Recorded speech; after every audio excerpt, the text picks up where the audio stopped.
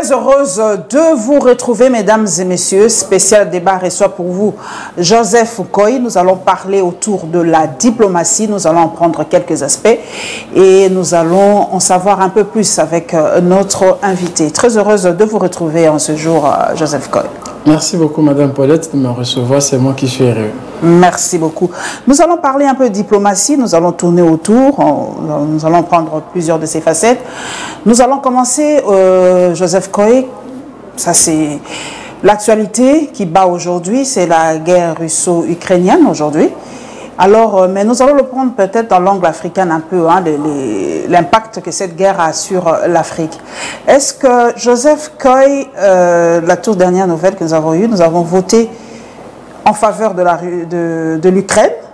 Est-ce que cela aurait-il un impact dans la gestion de notre diplomatie? Merci beaucoup, madame. Il faut savoir qu'il s'agit, comme je peux bien le dire, de la guerre entre des grandes puissances, des éléphants. Et c'est toujours très prudent que le pays africain puisse se réserver. Aujourd'hui, la Russie, c'est une grande puissance. L'Ukraine aussi a une place importante dans le monde. Et la majorité des pays africains dépend d'une certaine manière de l'une ou de l'autre puissance. Et entre les deux, il est difficile de pouvoir à ce moment opérer un choix sur lequel de ces deux pays mériterait le soutien de pays africains. Nous avons fait ce choix-là. Bon, le choix a été opéré, c'est pas aujourd'hui que ce choix a été opéré, c'est bien avancé là. C'est bien avancé là. C'est ce que vous verrez que jusqu'aujourd'hui, il y a de moins en moins de voix qui s'élèvent pour soutenir soit l'Ukraine ou la Russie. Donc il est prudent tant pour la RDC que pour l'Afrique entière de pouvoir se réserver parce qu'il s'agit des éléphants. Non, il y a la résolution, la dernière résolution, pas ou parmi les dernières résolutions des Nations Unies par rapport à cette guerre russo-ukrainienne, la RDC a pris position. Il y a certains pays africains qui se sont abstenus. La grande question est pourquoi la RDC ne s'est-elle pas abstenue? Bon, c'est un droit. C'était logique qu'on puisse choisir d'être derrière l'Ukraine. Et bon, qu'est-ce que l'on peut dire? Mais seulement qu'à ce jour, nous pouvons dire que c'est très prudent de pouvoir ne pas parler, se réserver pour éviter de se créer de plus en plus des ennuis. Des adversaires beaucoup plus tard. Mais la grande question, c'est l'attitude de notre ministre des Affaires étrangères. Parce que beaucoup parlaient de la situation, surtout des étudiants et de nos compatriotes là-bas en Ukraine. Et on a eu l'impression que notre pays, par le canal de son ministre, était très absent. Il y avait un silence assourdissant par rapport à cela. Il a fallu vraiment les plaintes, les vidéos qui circulent sur les réseaux sociaux pour que notre ministre puisse réagir. Pourquoi une telle lenteur? Pourquoi n'ont-ils pas anticipé cela? Parce que nous, on a l'impression qu'on subit, on n'anticipe jamais. Bon, madame, je n'ai pas vu jusque-là une conséquence directe ou un étudiant ou une étudiante congolaise de l'Ukraine qui s'est plaigné ou qui s'est dit n'avoir pas été protégé par l'action des autorités congolaises. Vous suivez les images, les vidéos sur les réseaux ou pas? Oui, j'ai suivi son Excellence, Monsieur le Vice-Premier ministre, ministre des Affaires étrangères, qui a été en contact permanent ou qui les demeure jusqu'à ce jour avec les recteurs des universités, avec les personnes importantes qui sont là-bas, avec l'ambassadeur congolais qui est là-bas et les étudiants sont en train d'être pris en charge et sont en train d'être mis dans les conditions qu'il faut et voilà, je ne vois pas ou je ne pense pas que le ministre se serait abstenu de parler et qu'il y a eu des conséquences, il y a eu perte en vie humaine ou il y a eu des étudiants qui se sont suffisamment appelés dans ce sens-là. Il y a quand même certaines vidéos allant dans ce sens. Donc le Premier ministre, pardon, pas le Premier ministre, mais le ministre des Affaires étrangères, a-t-il été en contact avec ces étudiants? C'était par vidéoconférence? Exactement, heureusement que vous l'avez suivi et ces contacts demeurent jusqu'à ce jour. Voilà pourquoi maintenant il n'y a pas de plainte, et je le dis, il n'y a pas un mauvais impact dans ces sens-là. Donc c'est quelqu'un qui, dans sa mission de pouvoir protéger, assurer les intérêts du peuple congolais à l'étranger, est en train de le faire et à ce jour en contact permanent avec toutes les autorités compétentes pour assurer la protection de nos jeunes frères et sœurs qui sont là-bas. Mais est-ce que cette guerre-là aura-t-elle un impact sur l'économie africaine, sur la diplomatie ou sur l'avenir? Est-ce que nous sommes, Joseph Koy, à la porte de la Troisième Guerre mondiale? Oui, si cela n'est pas bien géré. Pourquoi? Parce que à ce jour, il y a les États-Unis, il y a la France et bien d'autres pays de l'Europe qui condamnent fermement l'attitude de Poutine. Et de l'autre côté aussi, il y a certains pays qui soutiennent l'Ukraine. Si on n'essaye pas de bien gérer cela et qu'il y a déclenchement des interventions ça et là, ça va aboutir à une troisième guerre mondiale. Voilà pourquoi je suis pour ceux qui soutiennent, ou je suis pour ces silences-là, parce que en fait, en Afrique, nous avons deux pays qui soutiennent la France. En Afrique, nous avons des pays qui soutiennent la Russie. En Afrique, nous avons des pays qui sont derrière les États-Unis, qui sont derrière l'Ukraine. Si on veut que chaque État africain prenne position de manière claire, cela davantage va ouvrir à des inimitiés. Voilà pourquoi le silence de l'Afrique et bien d'autres pays est une bonne chose pour ne pas créer beaucoup d'autres histoires qui ne profiteraient pas à l'Afrique notamment. Pourquoi? Parce que cette guerre, d'une certaine manière, a un impact sérieux en Afrique, tant sur les plans diplomatiques, économiques que social. Sur le plan diplomatique, c'est qu'il y a des relations diplomatiques qui peuvent être fragilisées, qui peuvent être fissurées par le fait comme de nous aujourd'hui, comme nous, on a pris position en faveur de l'Ukraine, qu'est-ce que ça va, ça va déteindre sur nos relations avec la Russie ou pas? D'une certaine manière, oui. Et voilà, sur le plan économique, vous prenez l'exemple de l'Égypte, l'Égypte dont l'économie est essentiellement assise sur l'importation du blé, de l'Ukraine et de la Russie. Donc l'Égypte, par exemple, ne peut rien dire. Si l'Égypte va-t-elle prendre position pour l'Ukraine? C'est difficile. Avec le gaz, l'Ukraine produit énormément de gaz pour l'Europe. On ne sait pas comment ils vont faire, les Européens. Il faut le laisser et la meilleure façon de résoudre cela, c'est de manière pacifique et par des négociations. Voilà pourquoi même il y a une déclaration de l'Union africaine allant dans le sens de demander de cesser les faits et ouvrir sans délai les négociations pacifiques. Pourquoi? Parce que c'est vouloir envisager une autre position serait mettre les États en guerre. Est-ce que la voix de l'Afrique porte-t-elle? Oui, parce que l'Afrique est à ce jour, n'est pas un continent à négliger dans le cadre des relations diplomatiques mondiales. Si l'Afrique se prononce aujourd'hui, eh bien, cela aura un impact sérieux sur les relations entre les grandes puissances. Donc, la voix de l'Afrique a toute sa place et voilà. Donc l'Afrique aujourd'hui a toute sa place. La diplomatie congolaise aujourd'hui, depuis l'arrivée de Lutundula, est-ce qu'il a déjà modifié quelque chose pratiquement? Parce qu'à l'époque, on se plaignait, les ambassades fermées, nous sommes toujours des locataires, il y a beaucoup de retard d'impaiement et tout ça.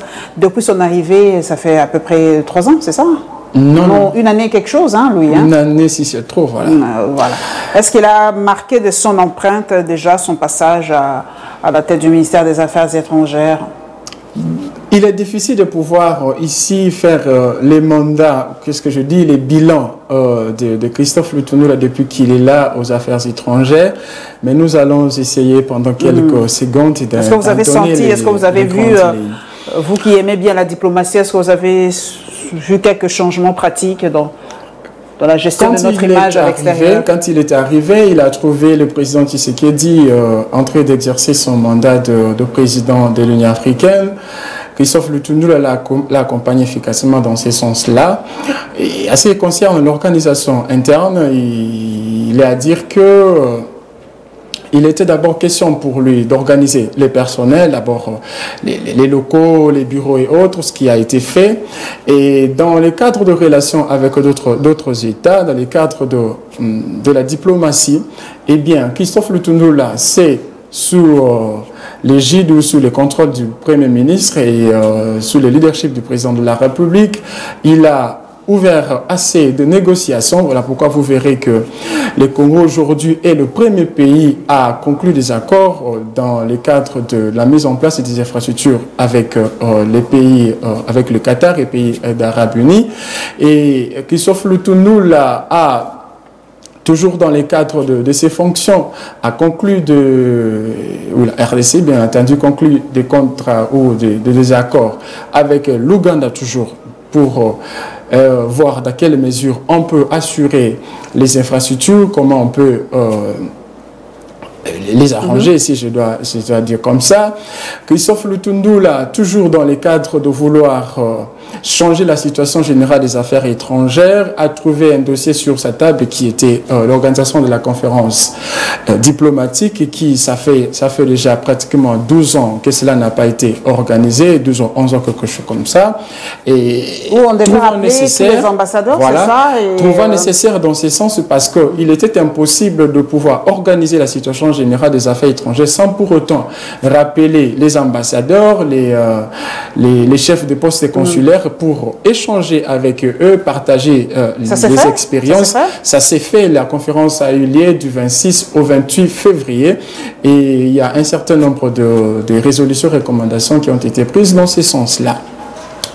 Christophe Lutundula toujours dans ce sens-là, parce que, comme je le dis, il était difficile de pouvoir organiser la situation générale des affaires étrangères sans pour autant passer par cette conférence-là qui consistait à un échange d'expériences pour recevoir de nouvelles directives du président de la République. Pourquoi? Parce qu'on ne veut voir quelle nouvelle ligne tracée pour la diplomatie congolaise. Cela a été fait. Et à ce jour, comme je le dis, un certain nombre de recommandations ont été prises et Christophe Lutundula est en train de s'employer pour revoir la situation des affaires étrangères dans ce sens-là. Voilà, nous allons lire un câble d'une presse étrangère. Je vais vous lire ça pour voir l'impact de cette guerre. C'est le recrutement de Sénégalais pour aller combattre en Ukraine. Dakar adresse une note de protestation à l'ambassadeur ukrainien. Donc, Connexion Ivoirien, c'est ce 4 mars. C'est la source. Hein. Donc, l'appel des autorités ukrainiennes, précisément de l'ambassade de la République d'Ukraine au Sénégal, pour le recrutement de combattants étrangers aux côtés des forces régulières ukrainiennes, a été mal perçu par le ministre des Affaires étrangères et des Sénégalais de l'extérieur.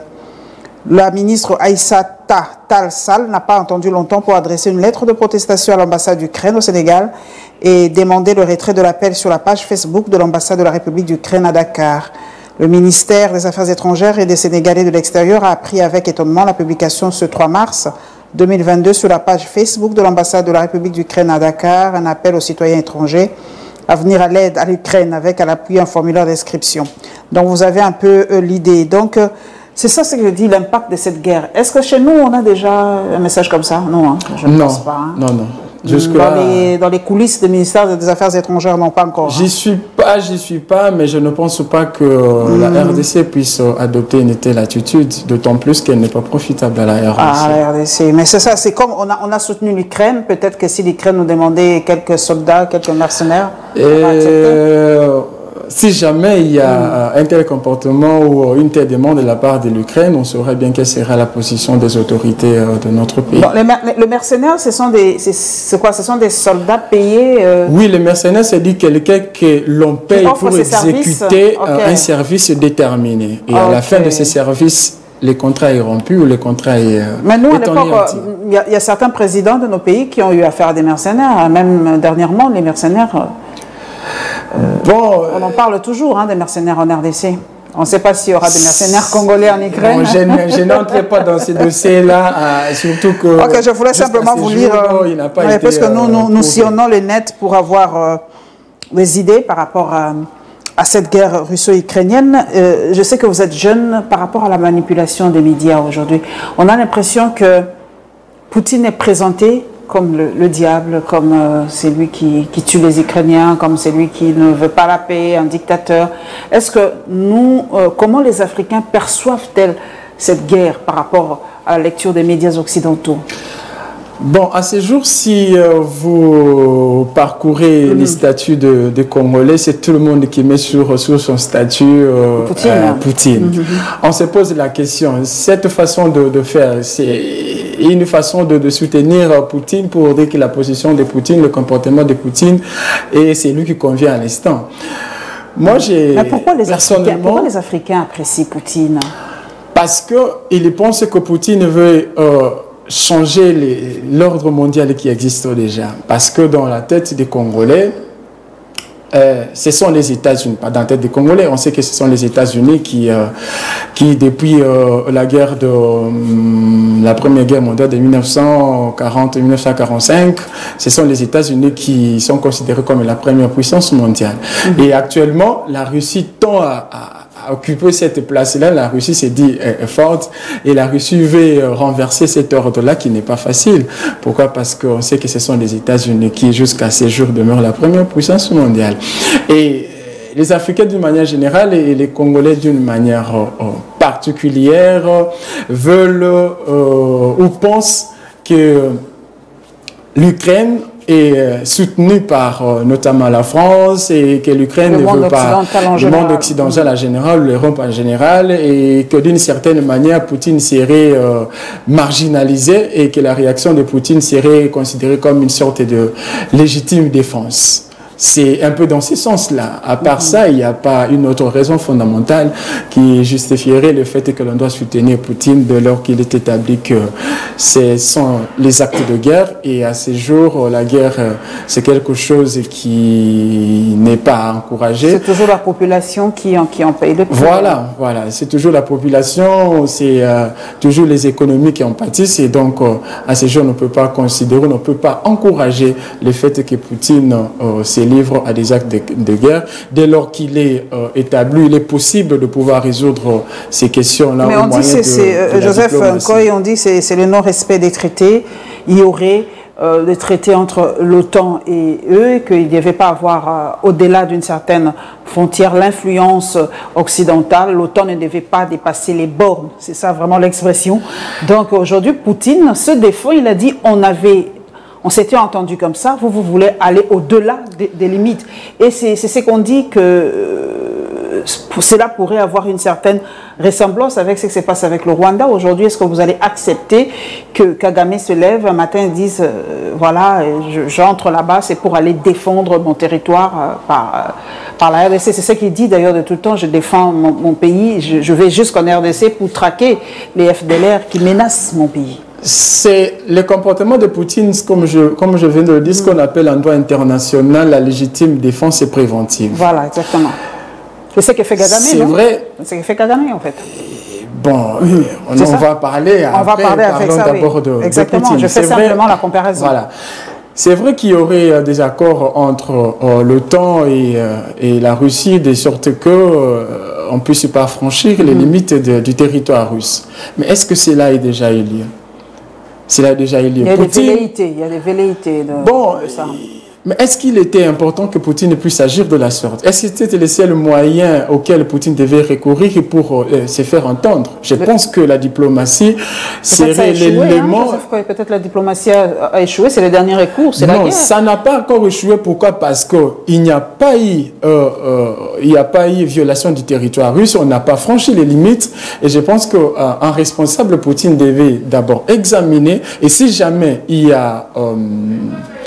des actes matériels dans ce sens-là, et bien à ce moment-là, après avoir négocié, après avoir entrepris de négociations pacifiques sur les plans diplomatiques, ça ne marchait pas et qui s'est déclaré marginalisé, qu'il pouvait employer la force.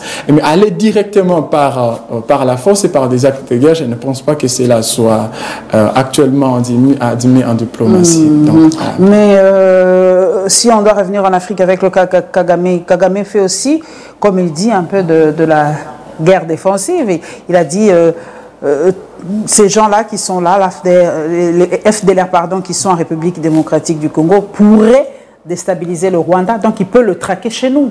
C'est ce que fait exactement Poutine, non? Bon, exactement, c'est vrai. Mais est-ce qu'on a une fois encouragé les actes de Kagame pour aujourd'hui encourager ceux de Poutine? On a toujours déploré cela. Donc c'est du bonnet blanc bonnet. Si aujourd'hui les Congolais a toujours décrié les actes de Kagame, disant bien pour protéger son territoire, il doit traquer les FDLR et tout, et que c'est la même chose que Poutine est en train de faire. Si on décrit ce que Kagame fait sur le territoire congolais, pourquoi on encouragerait ce que Poutine fait sur le territoire ukrainien?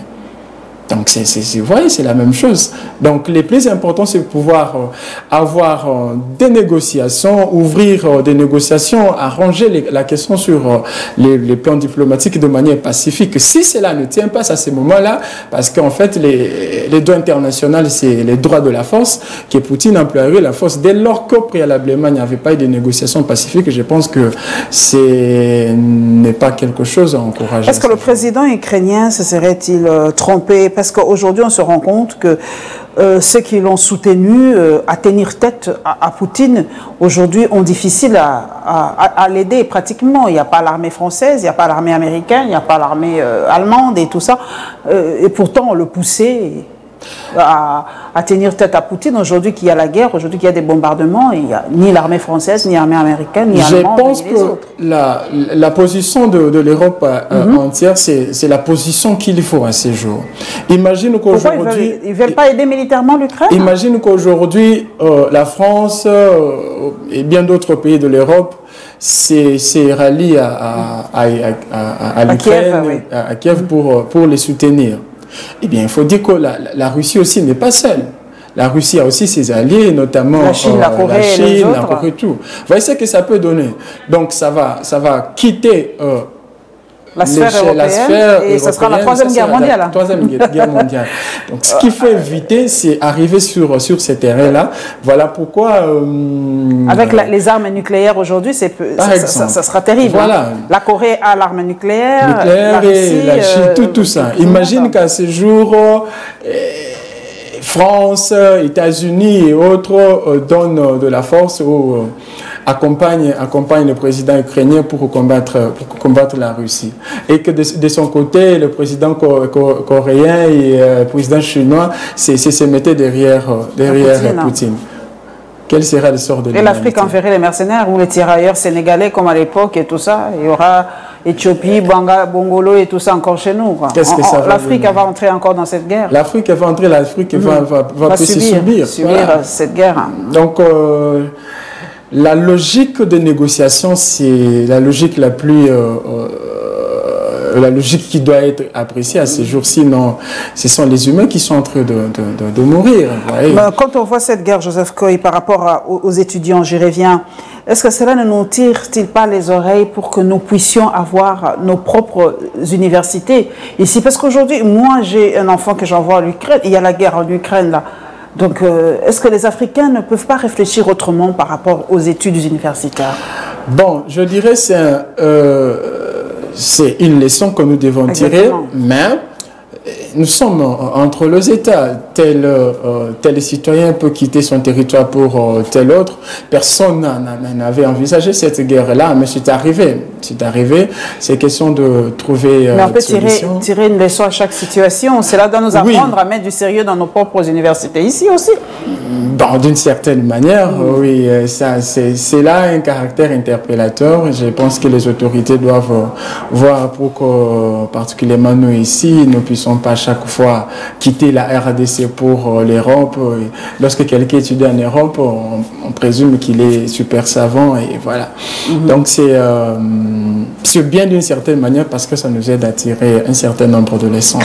Nous revenons aussi au pays, Joseph Koy, nous revenons avec notre politique un peu intérieure, on peut ne pas en échapper, c'est la diplomatie. Je prends les propos de Christophe Lutundula sur ça. Il y a une de ses sorties médiatiques où il a carrément dit que c'est constitutionnel, que le président rempile pour un deuxième mandat. Cela n'a pas fait plaisir à sa famille politique, disons ensemble en général. Beaucoup ont dit que non, il a déjà quitté le navire, il est aujourd'hui pro-Fachi et tout ça.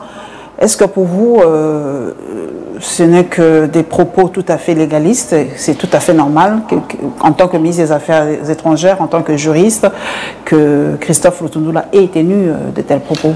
Sur le plan de droit, le président Tshisekedi peut revenir en 2023. C'est ce qu'a affirmé Christophe Lutundula.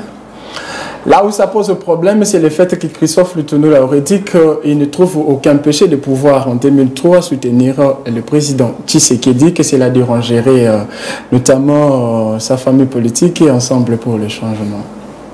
Bon, madame, quand Lutundula a pris ses fonctions comme vice-premier ministre, ministre des Affaires étrangères, les jours de la remise et reprise, je pense, et vous l'avez suivi avec moi, qu'il a dit ceci, qu'il est ministre des Affaires étrangères, non pas sur base de la volonté de sa famille politique, ni de son parti politique, mais plutôt de la volonté du président Tshisekedi, parce que les affaires étrangères constituent, ou les départements des affaires étrangères constituent les domaines régaliens du chef de l'État qui place la personne de son choix. Lorsque Lutundula s'est mis aux côtés du président Tshisekedi, il travaille pour l'État congolais, il travaille pour le président Tshisekedi qu'il a placé là. Aujourd'hui, condamner la déclaration de Christophe Lutundula, parce qu'il a dit qu'il pourrait soutenir Tshisekedi en 2023, je pense que c'est manquer de l'objectivité et vouloir tirer tout de son côté. Madame, quand Lutundula est arrivé, ou examinons les faits tels qu'ils se présentent en ce jour, Lutundula travaille pour l'État congolais, de même aux côtés de Tshisekedi, de même qu'il peut travailler pour l'État congolais aux côtés de Moïse Katumbi. Donc, si aujourd'hui, Lutundula est en train de travailler aux côtés de Tshisekedi parce que Tshisekedi l'a placé là, et il est en train de travailler pour l'État congolais. Pensez que Lutundula ne peut travailler pour l'État congolais que seulement aux côtés de Moïse Katumbi. Je pense que c'est aller à côté. Mais il est arrivé là-bas par le quota d'ensemble, non? Non. Je vous ai dit ceci, Madame Paulette. Je vous ai dit ceci que Lutundula ne cesse de le dire. Et sa dernière sortie à la RFI, il a dit cela. Qu'il est ministre des Affaires étrangères, non pas par la volonté de son parti politique ou de sa famille politique, mais plutôt par la volonté du chef de l'État. Je n'ai pas vu une liste des ministrables proposés par Ensemble les noms de Lutundula. Donc aujourd'hui, on ne peut pas tenir rigueur. Il a déjà été débauché avant. Il ne s'agit pas d'une sorte de débauchage. C'est un peu comme Kouchner à l'époque, hein? Mais je vois l'image. Mais plutôt le fait qu'il n'a pas été soutenu par sa famille politique. Donc le chef de l'État a tenu compte de ses compétences, simplement. Hein. Voilà. S'il avait été soutenu par sa famille politique au départ, on retrouverait son nom sur la liste des ministrables que l'Ensemble avait proposé au chef de l'État. Cherchez cette liste-là. Si vous trouvez les noms de Lutundula, c'est à ce moment-là que vous allez tenir rigueur au propos de Lutundula. Vous allez tenir Lutundula rigueur. Je veux ici dire un mot à ceux qui pensent que Lutundula serait aujourd'hui contre Moïse Katumbi. J'ai suivi dernièrement aussi, mais il m'est permis de citer leurs noms, et mon grand frère Mike Mukebai, mon grand frère Daniel Safou, qui, dans sa façon de voir les choses, a qualifié Lutundula de Django. Non, il y a certains propos que l'on doit se réserver de tenir à l'endroit des gens qui y ont donné de leur vie pour la nation. Je pense que mon grand frère Daniel Safou devait se remettre sur ses pieds et retirer ses propos, sinon ils sont de nature à frustrer ou de nature à fissurer les relations entre lui et Lutundula. Ces propos étaient trop forts?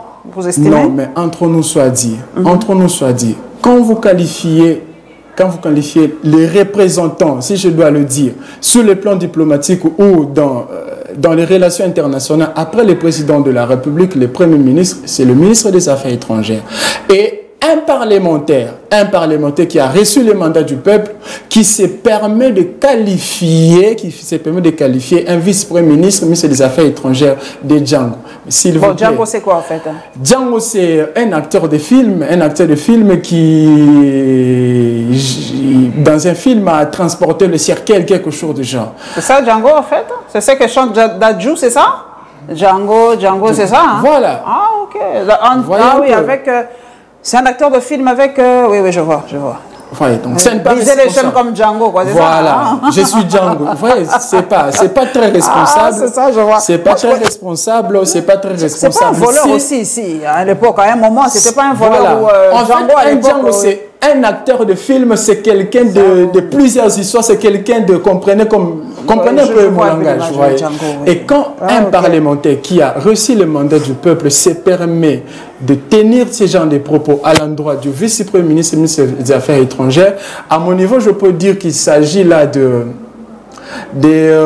la manifestation de troubles, de troubles neuropathologiques. Entre nous soit dit, parce que un homme sérieux, normal, ne peut pas tenir ce genre de propos à l'endroit du vice-premier ministre des Affaires étrangères, qui a longuement travaillé pour ce pays. Entre nous soit dit, Daniel Safou, jusqu'à aujourd'hui, il n'a encore rien donné pour ce pays, à part ces déclarations, je dirais, qui n'ont rien à voir avec ce que la RDC cherche. Il est parlementaire, entre nous soit dit. Qu'est-ce qu'il a déjà proposé comme là? Quel jour vous avez vu Daniel Safou se tenir à l'hémicycle et faire une proposition ou faire une intervention pertinente, une intervention de taille? À part le fait qu'il doit se montrer comment il est quinois, comment il doit se montrer comment il est. On n'a pas besoin de ça. Si aujourd'hui l'Assemblée nationale devient presque improductive, parce que nous avons au sein de cette chambre des gens comme de Daniel Safou. Okay. Le droit de réponse est passé par le canal de Joseph Goy. Donc nous allons terminer par le dossier d'Anne Guettler.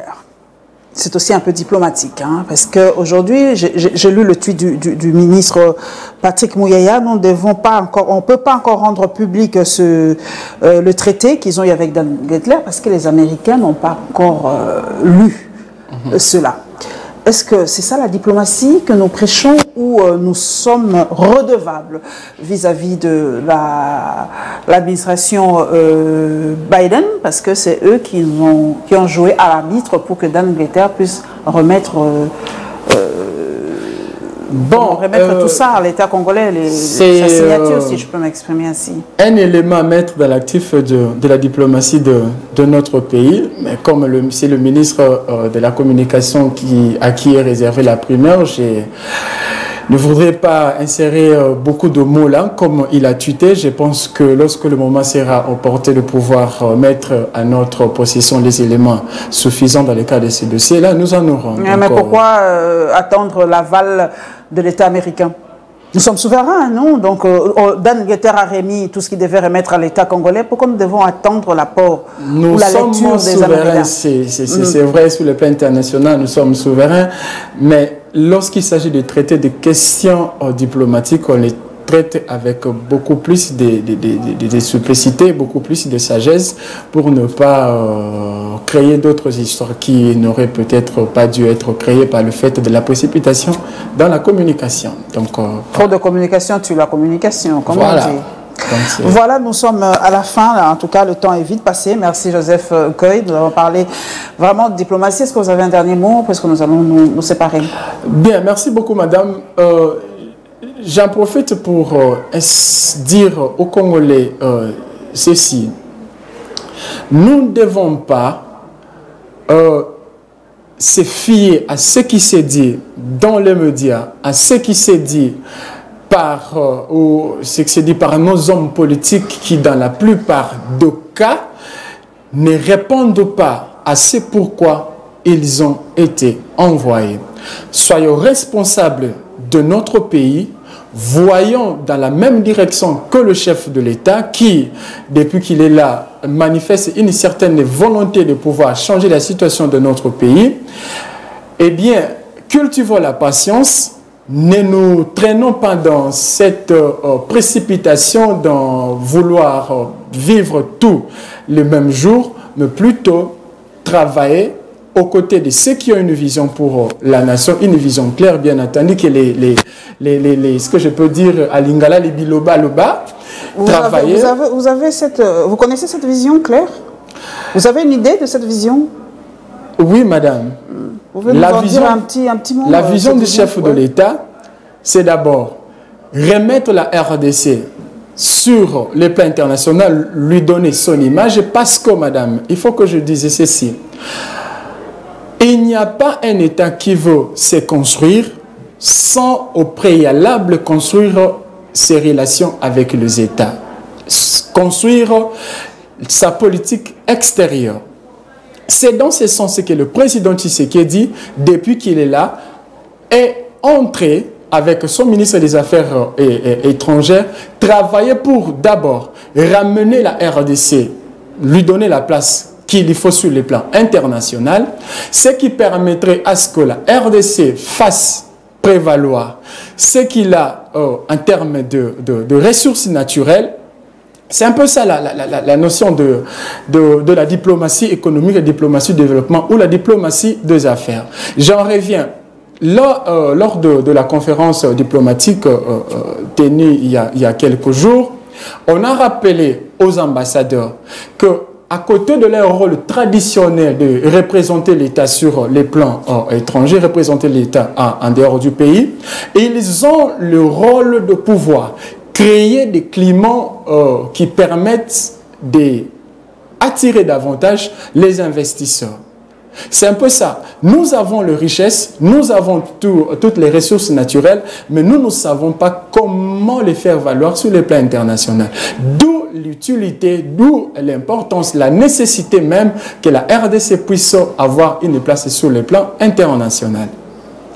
Au niveau interne, le président Tshisekedi manifeste la volonté de construire les institutions politiques. Il faut dire que le relèvement d'un État n'est pas la seule volonté ou ne peut pas être possible par la seule volonté d'un individu, mais plutôt il s'agit de la volonté collective. Si aujourd'hui on veut que Tshisekedi puisse tout arranger, c'est nous qui sommes en train de perdre.